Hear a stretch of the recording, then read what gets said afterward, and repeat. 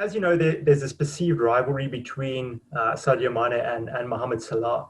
How much of that do you think is media driven, or is there more to it, given how much they compete with each other and how they're competing for so many awards? It's all media driven as far as I'm concerned. There has never been, to my mind, in any teams I've played for, a competition between players to outdo each other. There's a competition to be the top scorer, not necessarily in the club, but the competition is to make the right decisions, to pass to the right people, to score goals if you have to. Just to give you an example, I was the top scorer for Liverpool in 1 year when I played up front with Ian Rush. Yes. I scored more goals than him, but he was always the #1 goal scorer. When Dwight Yorke and Andy Cole played up front, I remember Dwight scored more goals than Andy Cole, but Andy Cole was always the #9 top goal scorer. Even if Dwight Yorke had scored more goals than him, he is the goal scorer. Rushy was the goal scorer. I was the creator. I happened to have scored more goals than Rushy, but it wasn't a competition of me wanting to score more goals than Rushy. So this whole idea of a competition doesn't exist as far as I'm concerned, because if that exists, you'll be making bad decisions for the team when you're concerned about scoring more goals than your partner. The competition can be between Ian Rush and Gary Lineker, who plays for another team, who wants to score more goals. But the competition between the players doesn't exist. And from a creativity point of view, you know, you can look at Manchester City, and as much as Sterling or Phil Foden are looking at Kevin De Bruyne as being more creative and they want to create more than him, no, you do your job. So, yeah, it is completely media-driven, and it really just creates problems. Yeah. And of course, one of the narratives that has been pushed is that Mohamed Salah in particular is selfish player, and that it's causing problems between him and Sadio Mane. Do you think there's any truth to it that he, or even Mane for that matter, is selfish, or is it more indicative of just the mentality that these guys have, you know, that elite players have, that they back themselves to score 10 times out of 10? It's not a mentality, it is who you are. And I'm not talking about them being selfish, because neither of them are selfish. But what you will find is that Sadio Mane will work harder defensively than Mo Salah, because that is who he is. That is how he's always played. It's not that, you know, I want to work harder to prove something to Mo, or Mo saying, I'm not going to work harder defensively because, you know, I don't want to do that. It's the player that you actually are. It's a bit like Thiago is more creative than Wijnaldum, but Wijnaldum works harder. It's not a competition to do one or the other.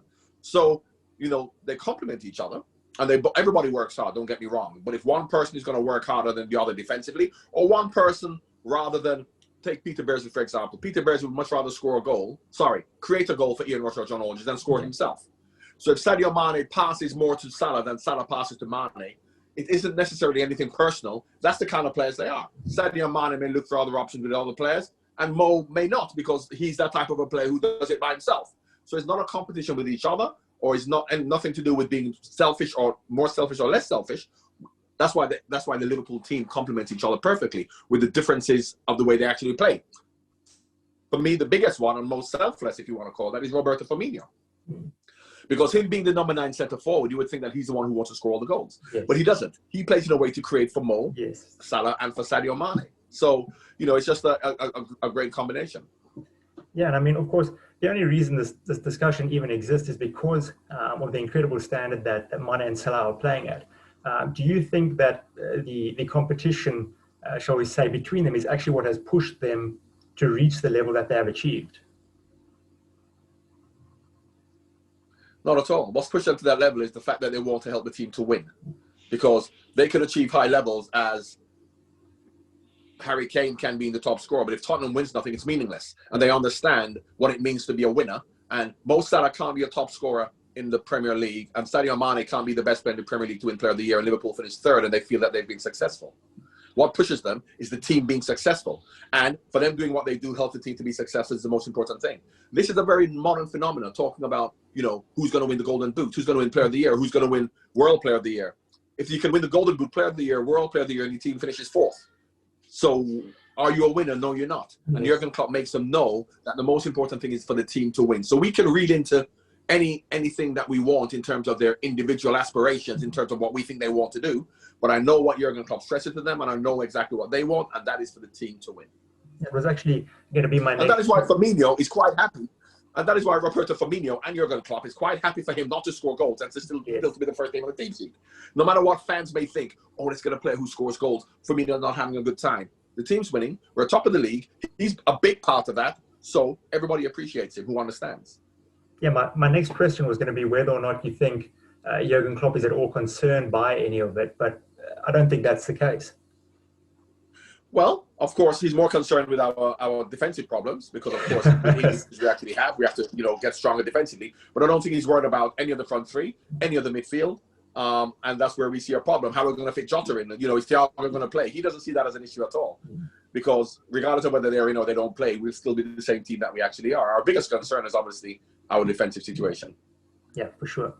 And John, during your playing career, you were probably in a similar position to Mane or Salah, in that you were often the star within a team of stars.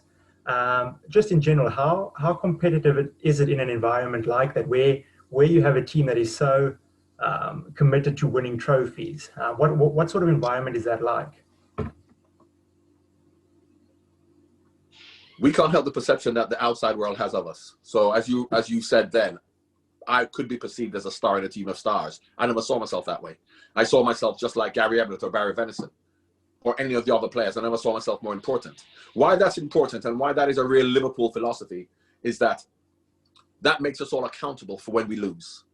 It's okay for us to be accountable when we win, and we say it's about Mane and it's about Salah. But when we lose, it's also about Mane and Salah. And for Liverpool, till you're going to be Steven Gerrard of the fans saying to them, it's not your fault that we've lost. It's Lucas. It's the rest of the players who aren't good. If the players start to believe that, they'll start to believe they're more important than their teammates. So as much as the outside world may have seen me in that way, I never saw myself in that way, because when we lose, we all have to be responsible. Because if you feel you're not part of the reason why we've lost, subliminally, unconsciously, you won't then take responsibility. Yeah. So to answer your question, it's not a situation of separating the team into the stars and the starlets. They are all little starlets within the team being the star. All right, brilliant. And Jurgen Klopp makes them understand that. Yes, no, for sure. And I think to touch on your point there, it's something we've seen in the past with players like Fernando Torres, Coutinho, who all decided, to leave the club. Whether there was merit to it or not, it was very much the case of, as you're saying there. And then maybe just to conclude, John, just to keep within the 15 minutes, what do you think the future holds for Salah and Mane? How much further can we expect them to raise their game? How long do we anticipate them to stay at Liverpool? What's next? Well, what we have to do is we have to get used to modern football, as we have done. Now, once upon a time, that Ian Rush is going to stay at Liverpool for 10 years, Kenny Dalglish, John Barnes, 10 years, all the players stay at clubs. These days, players come and players go. And that's no disrespect for the club. It's not a lack of ambition for the club. This is modern football. Gigi Wijnaldum may not stay at Liverpool because he wants a longer contract, and at his age, Liverpool may not give it to him. Yeah. It doesn't mean that Liverpool don't respect him. It doesn't mean he doesn't respect Liverpool. This is a feature of modern football. Mo Salah, we'd love him to stay forever, but he may go. We don't know. But what we ask and what we have to demand is, while you're at this club, you give 100%, effort, commitment, humility, respect for the fans, respect for your teammates. You don't put yourself above your teammates. You make right decisions for the club. And we never saw that in the past from some of the players because they felt bigger than the club. And that is what Jurgen Klopp has brought to Liverpool. So to ask you, what can we expect? Who knows? Because will we be surprised if Mo Salah leaves next year? Yeah. Even if we win the league? We don't know. Because once upon a time, players were happy to stay at a club if they were winning. Whereas now there are other tangibles, intangibles, should I say, that makes people's decisions up. They're coming to a certain age, their family, their life, because they're not from this country. They're not from Liverpool. So what loyalty should they actually have for Liverpool? Yeah. Which is understandable. So to answer your question, I don't know what the future holds. I'm not interested in the future. I'm interested in what's going to happen this season. And this season, we're going to have all of those players. And hopefully, at the end of the season, they all stay. If not, we have to try and improve by bringing other players in. No, fantastic.